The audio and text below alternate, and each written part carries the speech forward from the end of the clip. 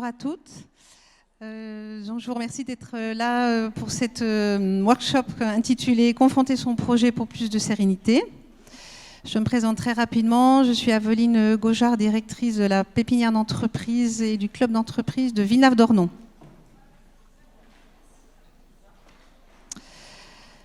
Alors, de quoi s'agit-il ? Confronter son projet, la première chose, c'est d'aller à la rencontre de son marché.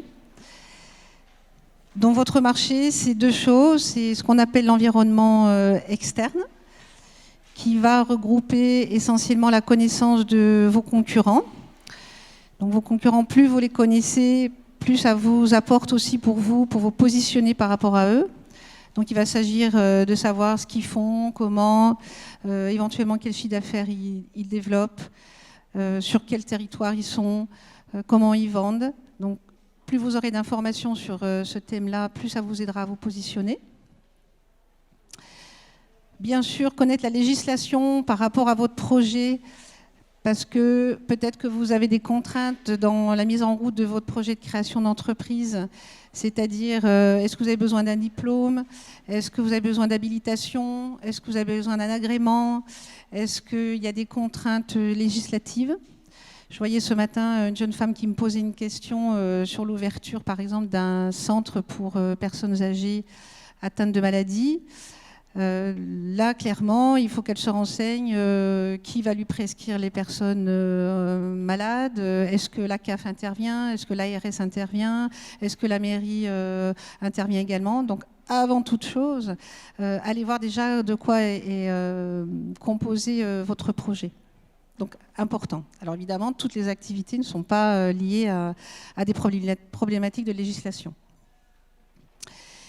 Et dans le meilleur des cas, essayez de savoir par rapport à votre projet, votre idée, comment elle va évoluer, quelles sont les évolutions technologiques éventuelles ou numériques.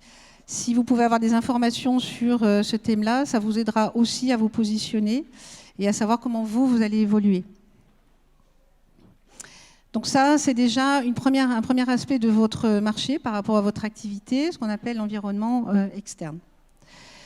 Et bien sûr, il va falloir connaître un petit peu votre clientèle, enfin un petit peu, même beaucoup. Plus vous connaîtrez votre clientèle, plus vous saurez qui c'est, comment elle réagit, comment elle achète et quelles sont ses attentes. Plus ça vous rassurera et par rapport aux réponses que vous allez apporter dans votre projet. Votre projet qui peut être ou un service ou un produit. Alors pour faire ce travail, ce qui va être important aussi, excusez-moi, c'est de bien connaître et de bien savoir ce que vous allez proposer. Que ça soit un produit ou un service, en général j'entends toujours oui, moi j'ai un projet, je sais ce que je veux vendre, je suis différent des autres et de toute façon ma clientèle c'est tout le monde. Eh bien non, parce qu'en général, vous avez toutes, ou tous, je ne sais pas s'il y a des messieurs, vous avez toutes des spécificités, quelle que soit votre activité, quel que soit le produit que vous projetez de vendre, ou le service. C'est d'abord vous, donc c'est votre singularité. Et ça, vous avez souvent du mal à la travailler, donc passez du temps là-dessus. Qu'est-ce qui fait que vous vendez tel produit, tel service ? Qu'est-ce qui vous différencie des autres? Quelles sont vos valeurs? Qu'est-ce que vous avez envie de faire passer comme information? Qu'est-ce que vous avez envie de faire passer comme philosophie? Passez du temps là-dessus, vraiment j'insiste. Plus vous serez au clair sur ce qui vous différencie des autres, plus ça sera facile pour vous d'en parler, de trouver la bonne cible. Alors quelquefois on a des difficultés à le faire soi-même. Donc faites-vous aider, accompagner, travaillez-le avec des copains, des copines, votre entourage, peu importe. Eux, ils vont vous renvoyer de l'information, ils vont dire « bah oui, mais toi tu fais ceci comme cela, donc c'est différent du concurrent ». Typiquement, dans le bien-être, il y a souvent, vous êtes assez nombreuses de vous lancer dans cette activité. Qu'est-ce qui fait que moi, cliente, je vais aller voir plutôt telle personne qui fait des soins de bien-être plutôt qu'une autre? Alors en général, c'est son univers, c'est ses méthodes, c'est sa façon de voir les choses. Donc ça, il faut le travailler vraiment, ça sera votre plus-value à vous. Ensuite, vous allez définir différentes composantes de ce projet, de ce produit ou ce service. Alors pour certaines qui peut-être ont entendu parler des 4 P, ça c'est une caractéristique qu'on utilisait en marketing qui veut dire produit, prix, promotion, place. On est en train de virer vers autre chose aujourd'hui qu'on va appeler les 4 E. Les 4 P sont toujours d'actualité, on se repose là-dessus quand même pour définir ces 4 E. Comme vous l'avez vu aujourd'hui, dès que vous achetez quelque chose, en général, vous recevez un petit mail, un petit SMS, et on vous demande, c'est une enquête de satisfaction, mais souvent c'est intitulé « Quelle expérience avez-vous vécue lors de votre achat de ?» Donc aujourd'hui, on ne parle plus vraiment de produit seul, on parle d'une expérience produit. Et ça aussi, tout le travail que vous aurez fait avant, normalement, va vous aider à le préciser. C'est-à-dire qu'aujourd'hui, vous comme moi, quand on achète quelque chose, on va aussi sur Internet voir quelle est l'entreprise, on va aussi voir s'il y a des commentaires, on va aussi voir si d'autres l'ont acheté, etc. Donc on parle d'une expérience produit. Donc ça, il va falloir aussi le travailler. En ce qui concerne le prix, vous l'avez remarqué aussi, on n'a plus vraiment de prix fixe aujourd'hui.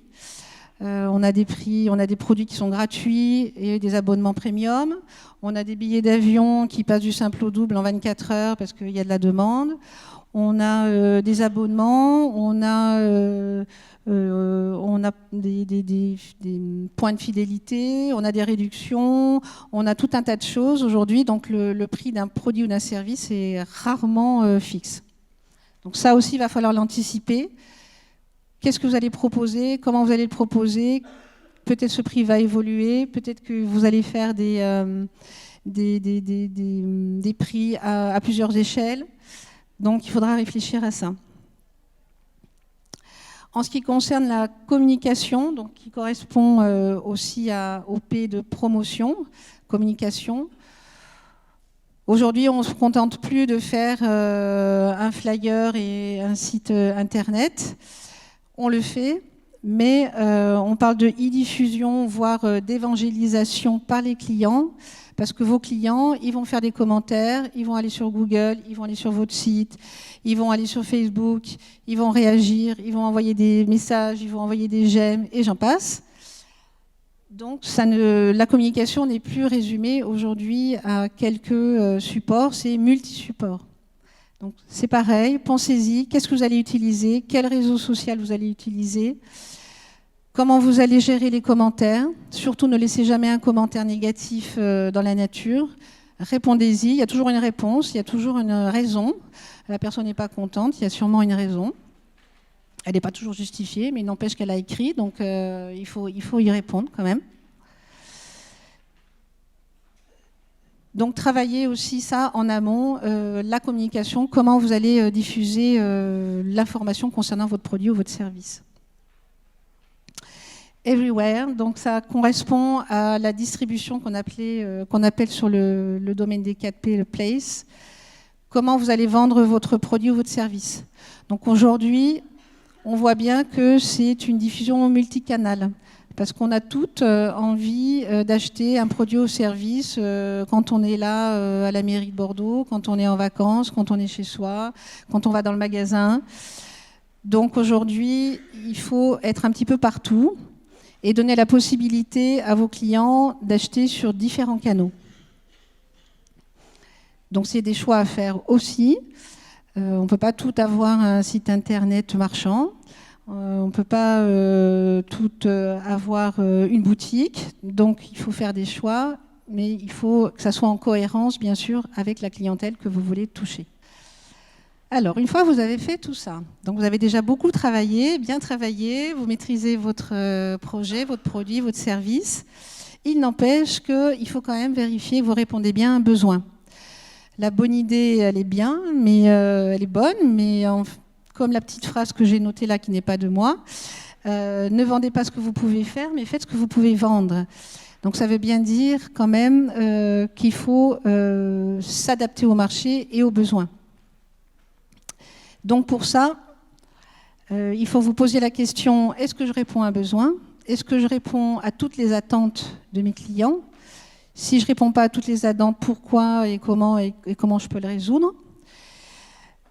Et donc, il va falloir aller voir vos clients. Donc ça va être une des contraintes que vous allez, pour certains d'entre vous, trouver, parce que encore depuis hier, je l'entends sur le stand, on me dit oui, mais moi j'ai un produit, j'ai un service, mais je ne suis pas commercial. Sauf que si vous voulez monter une entreprise, vous allez avoir plein de casquettes, et la casquette du commercial, de la commerciale. Donc le fait déjà d'aller voir votre clientèle en amont de votre projet, ça va déjà chez vous développer cette compétence-là et ça sera toujours du temps de gagner. Donc quand vous aurez validé ce besoin, peut-être que vous allez vous rendre compte que c'est pas tout à fait votre produit, votre service sont peut-être pas tout à fait au point ou qui ne répondent pas aux besoins identifiés, donc vous allez peut-être pivoter.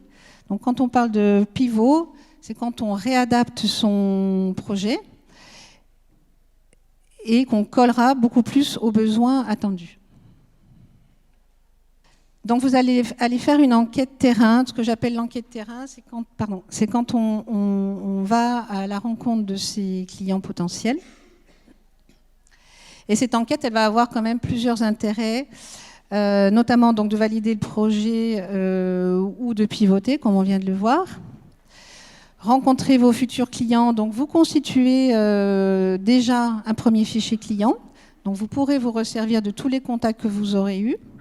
Donc ça ne sera pas négligeable, puisque une personne qui vous a déjà vu, si elle vous voit une deuxième fois, ou si vous la contactez une deuxième fois, elle aura déjà un début de confiance auprès de votre projet ou votre produit. Et bien sûr, ça va donner du crédit à votre business plan. Alors, business plan, je ne sais pas si ça parle à tout le monde, mais c'est juste un petit dossier que vous allez devoir faire. D'abord, ça sera intéressant de le faire parce que la mettre par écrit votre projet. Et si vous avez besoin d'aller chercher de l'argent auprès d'un organisme financier, on vous demandera un dossier, donc ce qu'on appellera le business plan. Et si vous êtes capable dans votre business plan de dire « j'ai imaginé mon chiffre d'affaires », qui est basé sur une enquête, qui est basé sur des gens que j'ai rencontrés. Donc, j'ai déjà fait des démarches. Vous allez rassurer votre organisme financier, notamment les banquiers, et qui vont réaliser que vous savez déjà faire des démarches commerciales, donc ça va les rassurer. Alors, cette enquête auprès de votre clientèle, donc comme vous avez fait tout le travail en amont, vous avez une idée assez précise de votre clientèle. Parfois, ça va être des particuliers, parfois, ça va être des entreprises, selon le projet des unes et des autres. Donc, l'idéal, c'est d'aller les rencontrer en face à face, c'est là où vous aurez le plus d'informations, parce que l'échange en face à face va vous permettre de rebondir sur une réflexion qu'on va vous faire, sur une information qu'on va vous donner. Donc, ça sera toujours plus riche de faire une enquête en face à face. Si vous ne pouvez pas, ou si vous voulez faire face à face et une enquête en dématérialisé, vous pouvez aussi le faire. Donc vous construirez un questionnaire que vous enverrez via les réseaux sociaux, via des mails de contact que vous avez eus.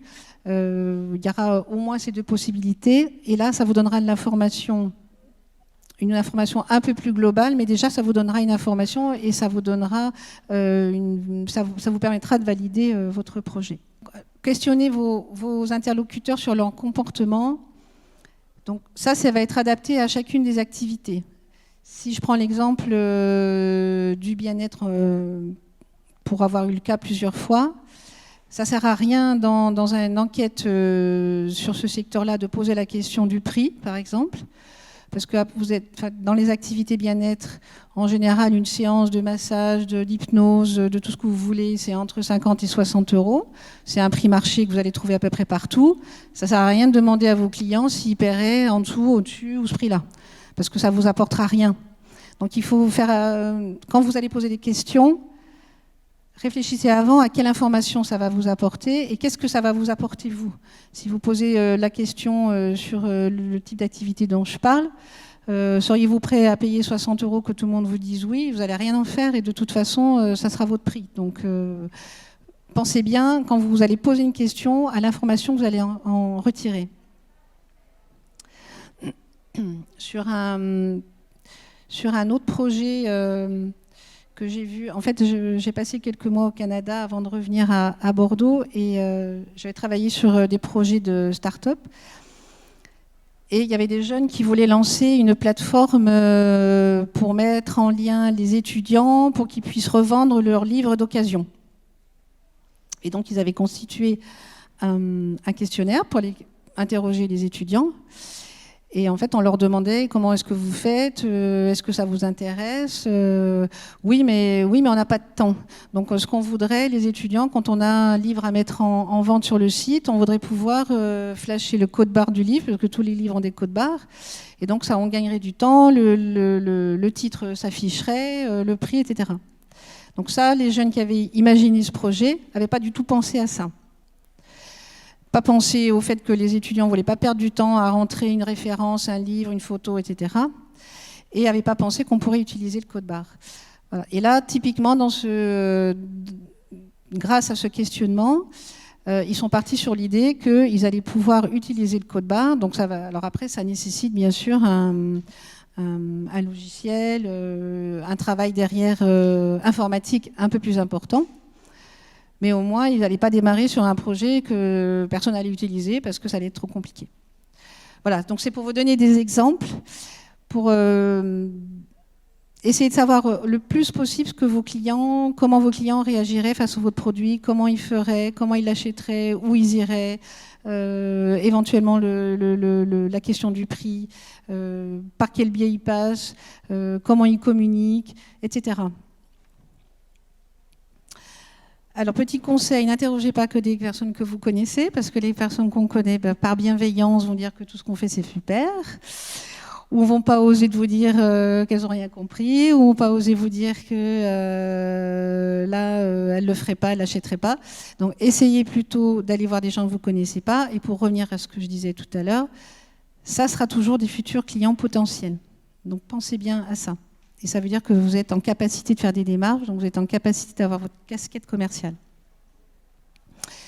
Et surtout, ne soyez pas trop attachés à votre solution. Comme je disais tout à l'heure pour l'exemple de la plateforme de vente de livres d'occasion, ils n'avaient pas pensé à cette solution de, par exemple, flasher un code barre. Eh bien, c'est pas grave, on n'y a pas pensé, on va y réfléchir, on va voir si on peut trouver des solutions. Mais ne soyez pas trop attachés à votre solution en pensant que c'est la meilleure, quoi. Et c'est vrai qu'en face à face, c'est à ce moment-là que les gens vont vous dire « Ah ben oui, mais moi, j'aurais aimé que je puisse faire telle chose ou aller à tel endroit. Vous n'y aviez pas pensé et c'est peut-être une bonne idée. » Alors, je vous donne quelques sources d'informations. Alors, pour faire une enquête, construire une enquête, sans doute que pas mal d'entre vous connaissent l'outil Google Forms. Vous connaissez tout ou pas ? Non. Si vous avez une adresse Gmail, vous allez sur Gmail, vous allez sur le Drive. Dans le Drive, vous avez accès à Google Forms. Et ça vous permet vraiment... l'intérêt, c'est que c'est très facile d'utilisation. On peut poser des questions, mettre des cases à cocher, faire plusieurs réponses, mettre des tableaux, des photos, des commentaires, etc. Et surtout, quand vous allez avoir des réponses, Google Forms va vous faire des statistiques, des commentaires, enfin pas des commentaires, pardon, des statistiques sur vos réponses sous forme de camembert, sous forme de diagramme, et bien sûr vous donnera réponse par réponse. Paul & Roll, j'en parle parce que c'est une société bordelaise qui propose de faire des études de marché. Alors c'est payant quand même, mais à voir si vous pensez que ça peut être utile pour vous. Allez sur leur site, vous verrez, ils peuvent vous aider. Ça génère avec vos éléments et ça génère un questionnaire. Les CCI, bien sûr, vont vous donner de l'information. Donc là, je reviens un petit peu sur ce que j'ai dit au début, sur les concurrents, sur le marché, sur les tendances. BPI France est le site de référence de la création d'entreprises. Donc, si vous en êtes, quel que soit le stade où vous en êtes, allez y faire un tour. Vous allez trouver tout un tas d'informations sur les secteurs, sur le montage du business plan, sur les outils divers et variés dont vous auriez besoin. Le site de l'INSEE pour des recherches d'informations précises sur les communes, les gens qui habitent dans les communes, les nombres d'enfants dans les familles, etc., etc., quand vous en serez à regarder votre clientèle. aef.cci.fr, c'est un site où vous pouvez acheter, commander un fichier d'entreprise, mais les 100 premières entreprises, les 100 premières adresses sont gratuites. Donc si vous vous débrouillez bien à donner des critères assez fins, vous aurez toutes les adresses gratuitement. Donc c'est-à-dire vous cherchez toutes les boulangeries du centre-ville de Bordeaux qui vendent des croissants, des pains au chocolat, vous allez pouvoir affiner et vous aurez les adresses gratuitement. Ce qui apparaît en dessous, donc base-marque.inpi.fr, c'est si vous avez besoin de rechercher votre marque. Allez sur ce site, vous allez pouvoir, en tapant une marque ou tapant votre idée, on va vous dire si ça existe déjà, si la marque est déjà protégée en France, à l'étranger ou pas. Société.com également va vous permettre d'aller chercher des informations sur les entreprises. Donc, plan d'action. Vous avez un projet, une idée, ou presque sur le point de vous lancer. Travaillez bien votre offre, montrez bien votre différence par rapport aux autres. Qu'est-ce qui fait que moi, je vais aller acheter chez vous plutôt que chez votre concurrent? Identifiez votre clientèle. Plus vous aurez affiné votre produit, plus vous saurez qui est votre clientèle. Mais me dites pas c'est tout le monde. C'est jamais tout le monde. Et ensuite, vous allez pouvoir faire un questionnaire pour pouvoir aller sonder vos acheteurs, c'est-à-dire vos futurs clients, ce qui vous permettra de valider, de modifier, de pivoter ou pas, ou de confirmer complètement votre projet. Et vous pourrez aborder votre lancement d'activité avec beaucoup plus de sérénité. Je vous remercie beaucoup de votre attention. Si vous avez peut-être des questions, je peux tenter d'y répondre. Bonjour, merci pour l'intervention déjà. Je voulais savoir, la confrontation du projet a l'air essentielle qu'on veut développer un projet, mais en termes de sécurité et le fait de ne pas se faire piquer son idée ou ce genre de choses, est-ce que ça peut être problématique? Ça, effectivement, c'est la grande question. Si je parle de mon idée, je vais me faire piquer l'idée. J'allais dire, l'expérience me fait dire que non, jamais, parce que vous avez peut-être une super idée et qu'effectivement vous avez peur qu'on vous la prenne, mais elle n'est pas si simple à mettre en place en général. C'est vous qui l'avez eue, il n'y a que vous qui avez l'énergie pour le faire, et même si le voisin il dit ah ben c'est chouette, je vais faire la même chose, il n'a pas le même réseau que vous, il n'a pas eu toute la genèse de l'idée, et en général ils n'y vont pas. Mais je comprends, hein, parce que très souvent, j'ai eu cette réflexion-là. Sauf que moins on en parle, moins on arrive à affiner son idée. Et donc, c'est pas très productif, quoi, de ne pas en parler. Pour faire mûrir l'idée, ça me paraît essentiel. Mais c'est vrai que c'est surtout face au milieu professionnel où, moi, par exemple, j'hésite, en parler à des gens de manière générale, pourquoi pas, mais à d'autres personnes qui sont dans le même milieu ou qui peuvent eux aussi bâtir quelque chose là-dessus, ou qui des fois même auraient plus de capacité de le faire dans l'instant T, ça peut être compliqué. C'est ce que vous pensez? Ouais. Okay. Et j'ai encore l'exemple, la semaine dernière, dans la pépinière, on héberge une entreprise qui conçoit et qui fabrique des vêtements pour enfants. Et elle me dit, on a rencontré, une entreprise est venue vers elle qui fait exactement qui sont sur le même créneau, qui fabrique et qui conçoit des vêtements pour enfants. Et en fait, elle est venue vers elle parce que on aurait pu croire qu'elles étaient concurrentes, puis elles vont faire un partenariat toutes les deux. Voilà, c'est un exemple qui peut prouver le contraire. Mais c'est vrai, je comprends votre réaction. Très bien, merci beaucoup.